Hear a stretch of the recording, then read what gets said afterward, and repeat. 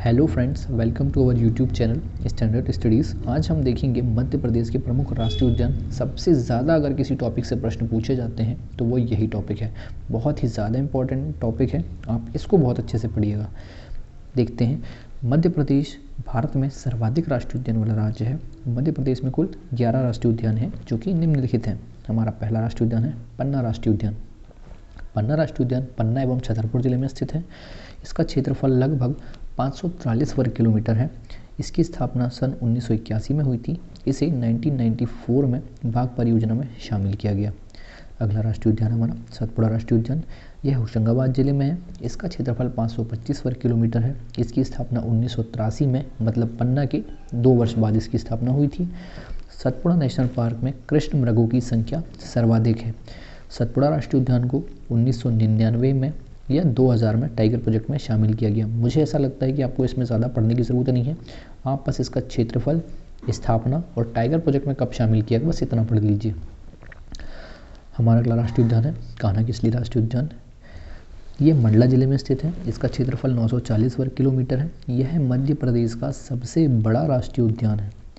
इसे सन 1933 में अभ्यारण्य तथा 1955 में नेशनल पार्क बनाया गया। कान्हा किसली राष्ट्रीय उद्यान को 1974 में टाइगर प्रोजेक्ट में शामिल किया गया था। इस वाले पॉइंट को, कान्हा किसली राष्ट्रीय उद्यान को आप अच्छे से पढ़िएगा।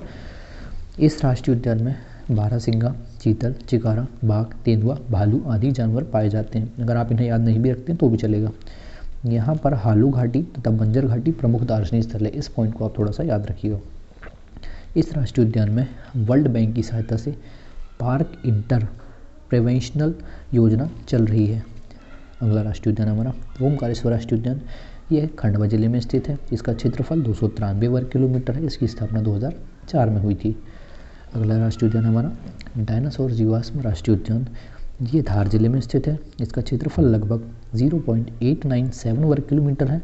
इसकी स्थापना 2010 में हुई थी। अगला राष्ट्रीय उद्यान है बांधवगढ़ राष्ट्रीय उद्यान। बांधवगढ़ राष्ट्रीय उद्यान शहडोल जिले में स्थित है। इसका क्षेत्रफल 437 वर्ग किलोमीटर है। इसकी स्थापना 1968 में हुई थी। इसे 1993 में बाघ परियोजना में शामिल किया गया था। यहाँ बाघों का सर्वाधिक घनत्व देखने को मिलता है। इस राष्ट्रीय उद्यान में सफ़ेद शेर पाए जाते हैं।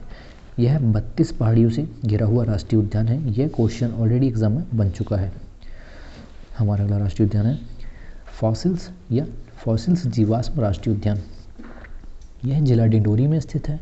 इसका क्षेत्रफल लगभग 0.27 वर्ग किलोमीटर है। इसकी स्थापना 1968 में हुई थी। क्षेत्रफल की दृष्टि से मध्य प्रदेश का सबसे छोटा राष्ट्रीय उद्यान यही है। इस उद्यान में पादपों तथा जंतुओं के जीवाश्म पाए जाते हैं। अगला हमारा राष्ट्रीय उद्यान है संजय राष्ट्रीय उद्यान। यह सीधी जिले में स्थित है। इसकी स्थापना 1981 में हुई थी। क्षेत्रफल इसका लगभग 467 या फिर 467 वर्ग किलोमीटर है। इस राष्ट्रीय उद्यान का कुछ हिस्सा छत्तीसगढ़ राज्य में चला गया है। संजय नेशनल पार्क को भी टाइगर प्रोजेक्ट में शामिल किया जा चुका है। अगला राष्ट्रीय उद्यान है माधव राष्ट्रीय उद्यान। माधव राष्ट्रीय उद्यान शिवपुरी जिले में स्थित है। क्षेत्रफल इसका 333 वर्ग किलोमीटर है। इसकी स्थापना 1958 या फिर 1958 में हुई थी। इस राष्ट्रीय उद्यान से राष्ट्रीय राजमार्ग NH3 गुजरता है, जो कि आगरा से मुंबई के लिए जाता है। माधव राष्ट्रीय उद्यान में एक पहाड़ी शिखर पर जॉर्ज कैसल नामक एक भव्य भवन बना हुआ है। अगला हमारा राष्ट्रीय उद्यान है पेंच राष्ट्रीय उद्यान। यह सिवनी, छिंदवाड़ा तथा महाराष्ट्र के कुछ हिस्सों में फैला हुआ है। इसका क्षेत्रफल लगभग 293 वर्ग किलोमीटर है। इसकी स्थापना सन 1975 में हुई थी। इस राष्ट्रीय उद्यान में मुगली लैंड क्षेत्र तथा वाटर राफ्टिंग सुविधा है। पेंच राष्ट्रीय उद्यान का नाम बदलकर इंदिरा प्रियदर्शनी राष्ट्रीय उद्यान कर दिया गया है। 1993 में से टाइगर रिजर्व घोषित किया गया। अगला राष्ट्रीय उद्यान और आखिरी राष्ट्रीय उद्यान है हमारा वन विहार राष्ट्रीय उद्यान। यह भोपाल जिले में स्थित है। इसका क्षेत्रफल 4.452 वर्ग किलोमीटर है। इसकी स्थापना 1979 में हुई थी। अगर आपको वीडियो पसंद आया है तो प्लीज़ वीडियो को लाइक, शेयर एंड सब्सक्राइब ज़रूर करिएगा। और अगर आप मेरी बात माने तो इस वीडियो को कम से कम आप 2 बार ज़रूर देखिएगा, ताकि आपका अच्छे से रिवीजन हो जाए, टॉपिक आपको समझ में आ जाए। ये बहुत ही ज़्यादा इंपॉर्टेंट टॉपिक है। स्पेशली एमपी पुलिस भर्ती की दृष्टि से। Thanks for watching.